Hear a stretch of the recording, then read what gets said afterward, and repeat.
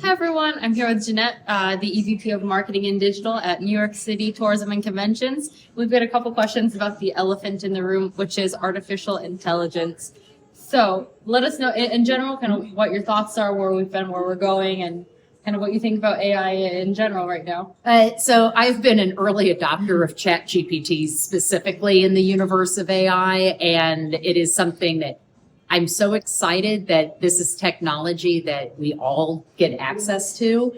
You know, it's been locked up in a vault where the companies who have been developing it have gotten to play with these types of large language models. But OpenAI making that publicly available to anybody back last November is an incredible opportunity for us to all get to play with it. So I spent the entire month of January this year testing different ways to use ChatGPT to make different aspects of my job faster or easier or to do better work. And then I was live blogging about it basically on LinkedIn.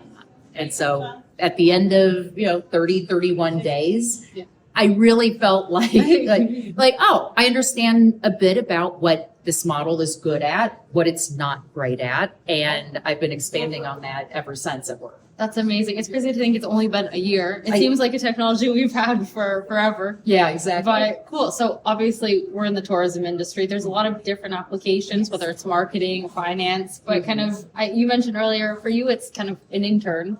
So how can tourism use it as general, especially someone who might not be an AI scientist, someone in machine learning? Right. And I'm not an AI scientist either. Like I was saying earlier, I'm a theater major. Like I am a curious person. I'm excited to test this, but you don't need to know that much about how it works to, in terms of the underlying, language models or neural networks. Behind the scenes. Exactly. I think it's interesting, but it's not necessary to just sit down and start testing the prompts.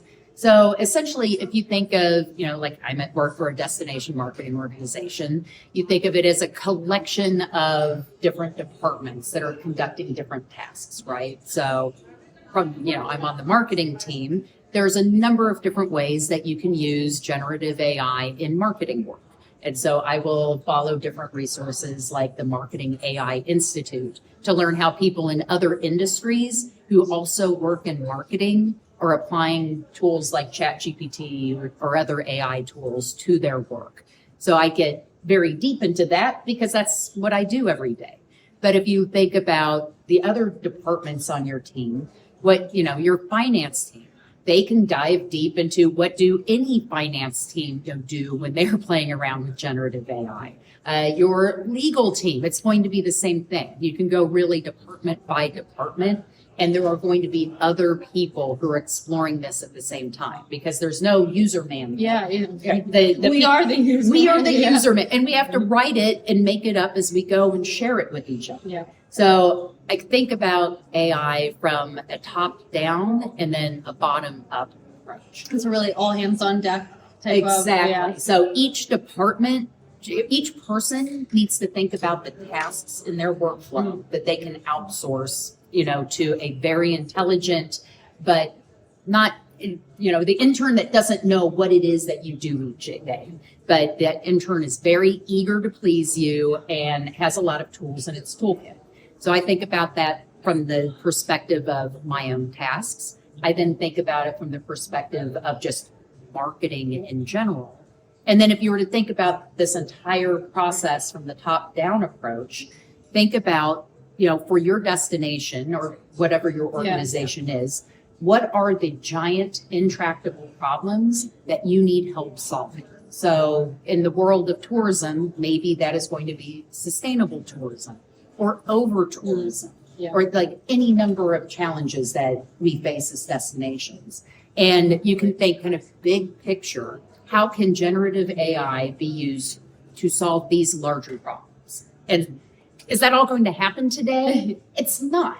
But the AI that we are using today is the dumbest AI you are ever going to touch. So play around with these, ideas and solutions right Exactly. now. It's only getting better. It is only going to get better. And so like today, it's not like you type in, how can I solve over tourism in Venice? But as you pick apart what are the components of that problem, because this is an algorithm, it is really good at thinking about problems like an algorithm, similar to all of the different structures you would learn about if you were going to business school and getting your MBA. So you can start to pick apart what does the AI need to know in order to think about your problem holistically and apply a framework to start solving that problem. That's amazing. All right, last question. America has a big birthday coming up. Oh, we do. So how are you guys using AI to promote, share a bit about kind of what it is, America 250, and how you're using AI? Yes. So the 250th anniversary of the founding of the United States will be on July 4th, 2026. And in terms of putting together the campaign for promoting New York City as part of that anniversary, I started off just by finding research about people who travel for a history purpose and like feeding that into ChatGPT, because it is an algorithm that puts words in a particular order. That doesn't necessarily mean that it's going to understand all of the research that's been done about travel intent. And the nuances and exactly. Right. But people have done that research. So go find it. We had some research in-house. There's also a lot of research just available for free online. Yeah. Give that to ChatGPT, have it summarize it, have it pull out the points that are relevant for your destination. And then you can take that, feed it into a prompt. And I said, tell me, what do the target audiences look like for history tourism to New York City?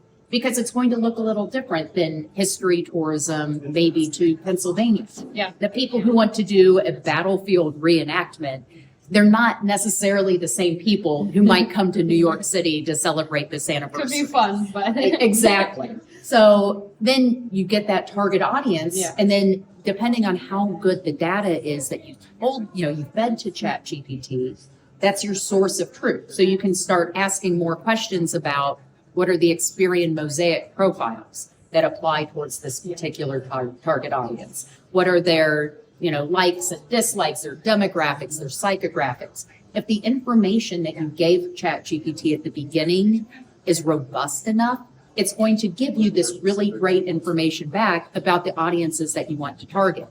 And then you can dive into things like campaign taglines that are going to appeal to that particular audience, or what is the time frame for doing a promotion like this. So I like to just shove all of the information that I can into the prompt.